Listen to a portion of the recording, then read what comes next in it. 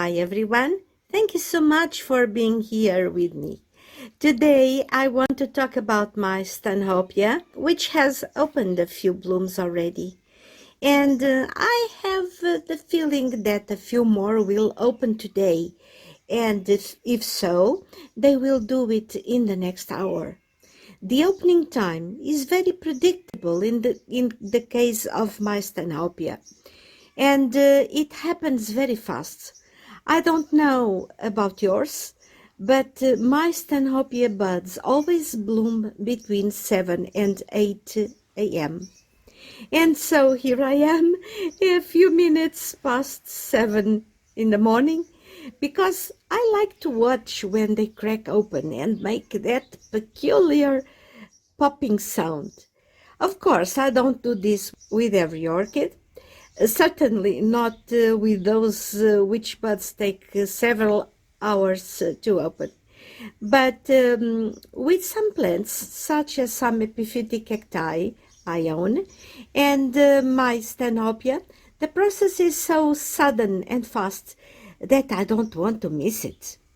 And so here I am, sitting right below my Stanhopea assidensis.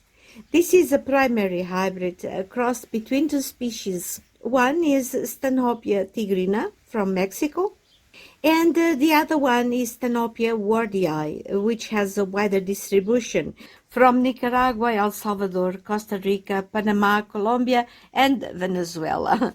Stanhopea orchids are native to Central and South America. They can be found growing in a variety of habitats, from dense tropical forests to mountainous regions.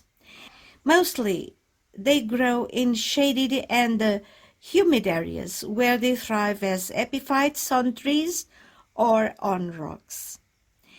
This orchid is one of two. That is, the other twin is in Spain, because this orchid and basket were sent to me by Nina of Ninja Orchids some 3 years ago.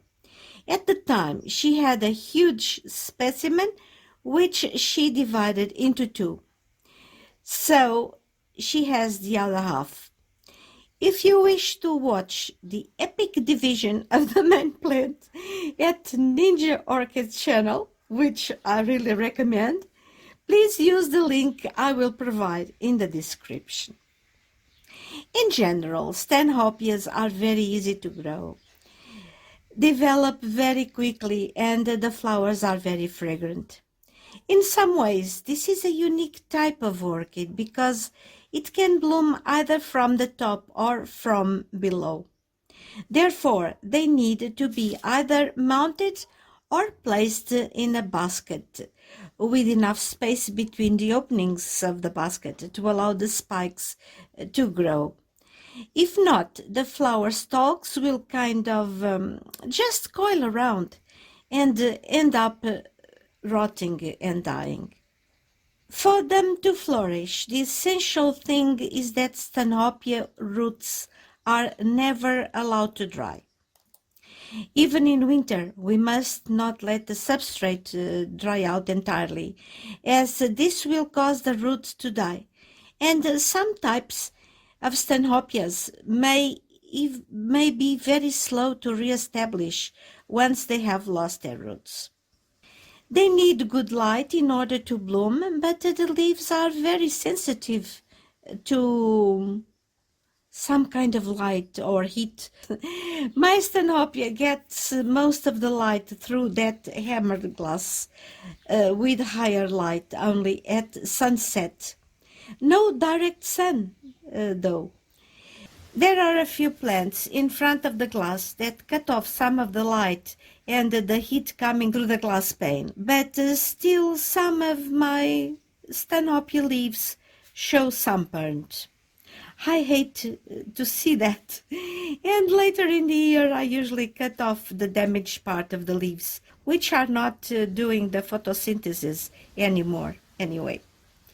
The white stuff you can see at the bottom of the plant is just a piece of hop filter. But other than that, there is no substrate in this basket. That is to say, the orchid is growing bare-rooted. However, there is quite an amount of roots that keep the humidity all around them. Seeing a Stanhopea in flower for the first time is an unforgettable experience. The flowers are morphologically different from most orchids, complex as they are. They are enormous and bird-like, sort of alien too. Their structures are quite glossy and they are strongly fragrant, which is a bait and a reward for the bees that come to pollinate them. The flowers spend so much energy while they are opened, while they are throwing all that perfume, that they cannot afford a long life, and so they last from 3 to 5 days. This year I have 5 spikes, 4 of them from below the plant, and only 1 from the top. It's a total of 17 flowers. And this year they are opening pretty much at the same time, which makes it a spectacular blooming, although short one. But some specimen can produce many more spikes, and they can bloom at intervals of a few days, which means a longer blooming period. So far, 7 buds from 2 spikes have opened already, which they did 2 days ago. Today, I was expecting a few more to open, which in fact they already did. I hope you liked it. I must say that I already have a couple of videos on my channel showing the opening of the flowers in time-lapse, and that is from the moment the sepals separated until the flowers were completely open. For a change today, I wanted to show you the process in real time. However, not to make this video too long, I decided to show you only the moment the sepals cracked open in different flowers. In general, it takes each flower about 15 minutes to complete the process and get wide open. As a final note, the sepals, which are the outer tepals, have a white background, but soon they turn to a creamy shade. At this point, only 3 buds are left to open. They are the youngest and might open within 3 or 4 days. So far, my Stanhopea looks great with all those peculiar alien-looking buds hanging from the bottom. Kinda like it. They are spreading a very strong fragrance despite being in open air.